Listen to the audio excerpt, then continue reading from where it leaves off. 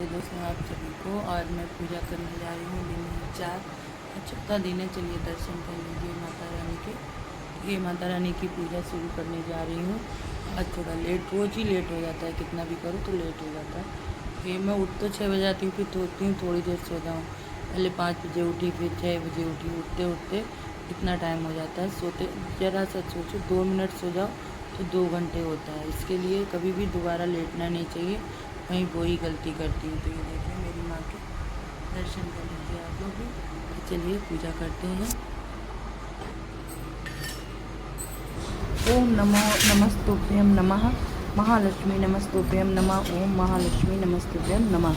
तो मैंने देखिए महालक्ष्मी पूजन स्टार्ट कर दिया है और इसकी सारी तैयारियां मैंने पहले तो कर दी थी। बैठती हूँ तो उस समय सारा सामान रख लेती हूँ। बस ये है थोड़ा सा सारा काम करने के बाद में जब ये पूजा करने बैठो तभी उसकी चौकी की खाली उतनी सफाई रह जाती है करने के लिए।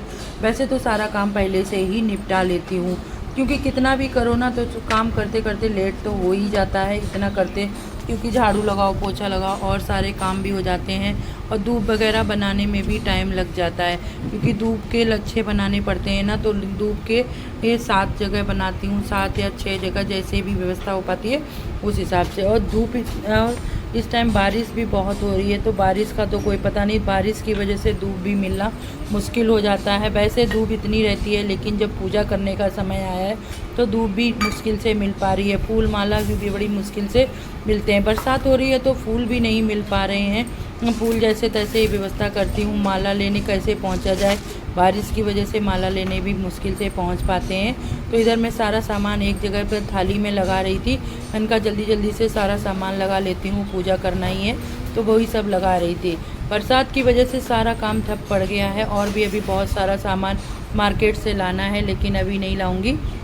लास्ट में 2-3 दिन बचेंगे तभी सामान लेके आऊँगी। अभी भी चेक भी करना है कि अष्टमी कब पड़ेगी। अष्टमी को ही सारा उद्यापन होना है।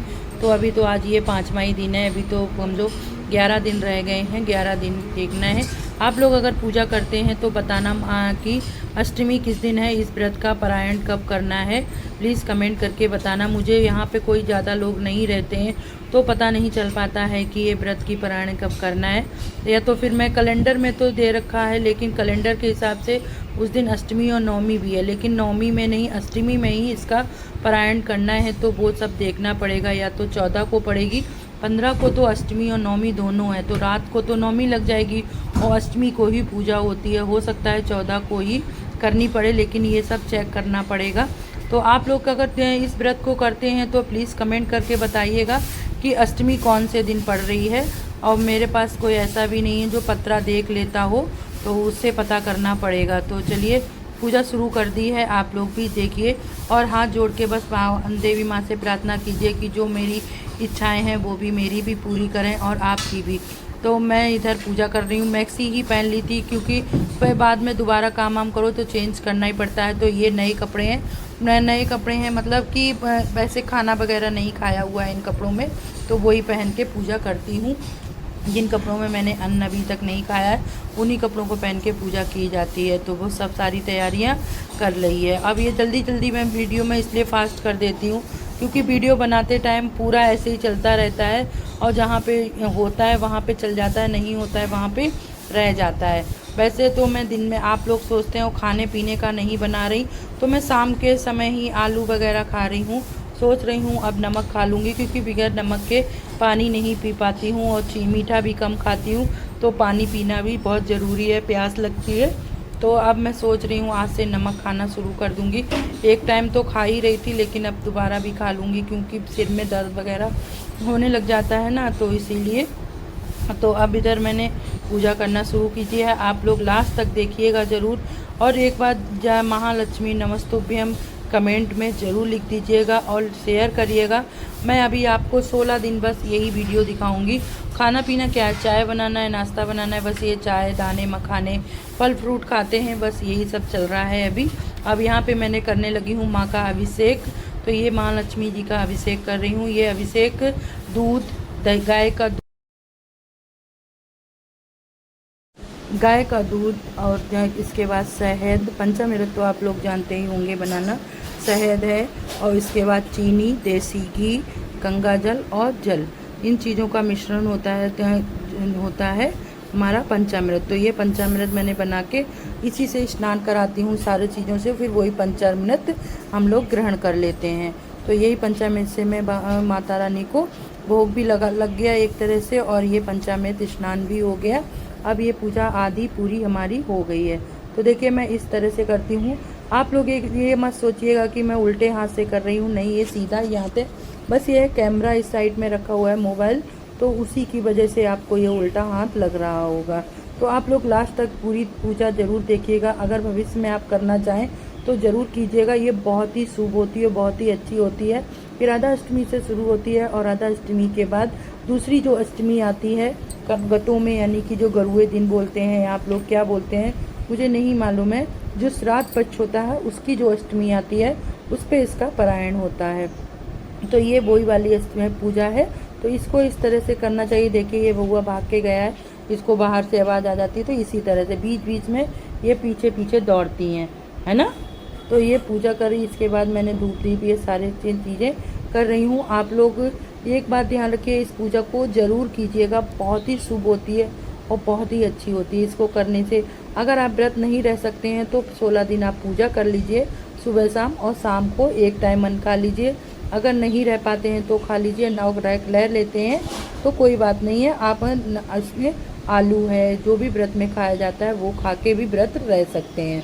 ज़रूरी नहीं है कि जो चीज़ ना हो वही चीज़ करें, ऐसा कुछ नहीं है। अगर आप अन्न के बगैर नहीं रह सकते तो एक टाइम खा सकते हैं, या फिर दोनों टाइम अन्न खा के भी इस पूजा को पूर्ण कर सकते हैं।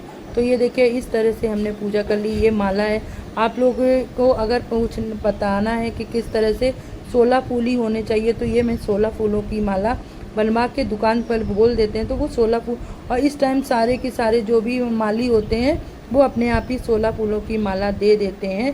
फिर मैंने यहाँ पे स्पीड थोड़ी बढ़ा दी थी, क्योंकि ये वीडियो भी जब इस टाइम 1-1 घंटे के वीडियो हो रहे हैं, क्योंकि पूजा पूरा टाइम चल जाता है, तो पूजा करने में इतना टाइम तो लग ही जाता है। कितना भी करो 1 घंटा से कम पूजा नहीं लगता है।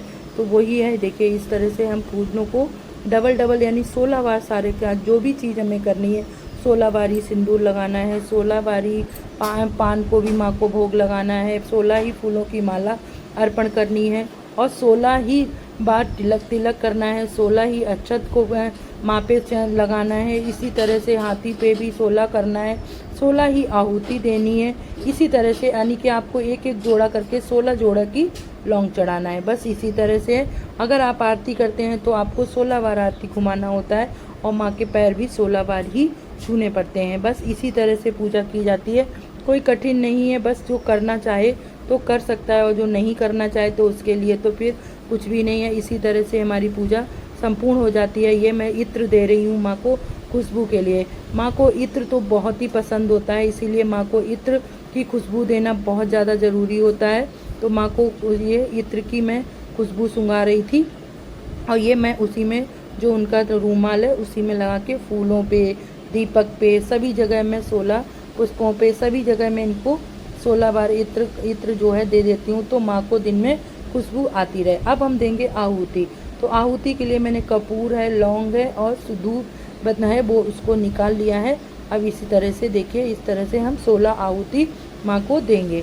16 आहुति आप चाहें तो फिर एक ही दिन कर लें लास्ट में, या फिर 16वें दिन लास्ट वाले दिन इतनी आहुतियाँ दे लें, लेकिन डेली करते रहिए तो माँ की आहुतियाँ पूरी हो जाती हैं, और पूरी आहुति देने से सही रहती। तो यहाँ पे देखिए ये सारा काम हो गया। अब चलिए आहुतियाँ दे लेते हैं। मैं कपूर से मैं तो सोचा है कि कैसे क्या होगा, पहले तो सोचते थे, लेकिन बारिश की वजह से बहुत ज़्यादा दिक्कत हो रही है, ये प्रॉब्लम है। पहले मैं सोचती थी कैसे रह पाऊँगी, कैसे इतनी सारी व्यवस्था। लोग बार बोलते थे कि इतना करना होता है, उतना करना होता है, ऐसा कुछ भी नहीं है। जितनी आपके पास श्रद्धा हो, भगवान जितना दे आप उसी तरह से कीजिए। कोई ज़रूरी नहीं है कि इसमें कुछ अलग से विशेष करना होता है, कुछ नहीं होता है। जैसे नवरात्रि में पूजा करते हैं बस उसी तरह से करना होता है, बस इसमें हर साल उद्यापन करना होता है। ऐसा कुछ भी नहीं है जो ना कर पाएँ। गरीब से गरीब भी रह सकता है अमीर। पहले मैं ये सोचती थी कि मैं गरीब हूँ तो मैं नहीं रह सकती हूँ, इतना मैं कैसे उद्यापन करूँगी, कैसे क्या होगा, लेकिन माँ ने ऐसी श्रद्धा कर पता चला जब मुझे रखना था भाव तो मेरे अंदर वो चीज़ करने के लिए व्यवस्था भी हो गई। और जब इसमें ये नहीं, जितनी आपके पास पूजा के लिए सामान हो जाए आप उतना ही सामान इसमें कर सकते हैं, ज़रूरी नहीं है। एक है तो एक से कर दीजिए, दो है तो दो। अगर आपके पास एक फूल है तो उसको 16 बार माँ के पास अर्पण कर दीजिए। बस अच्छे दिल से पूजा कीजिए तो 16 फूल हो जाएंगे। सच एक चावल है तो आप उसको 16 बार माँ को चढ़ा दीजिए एक चावल को, तो वो 16 चावल हो जाएंगे।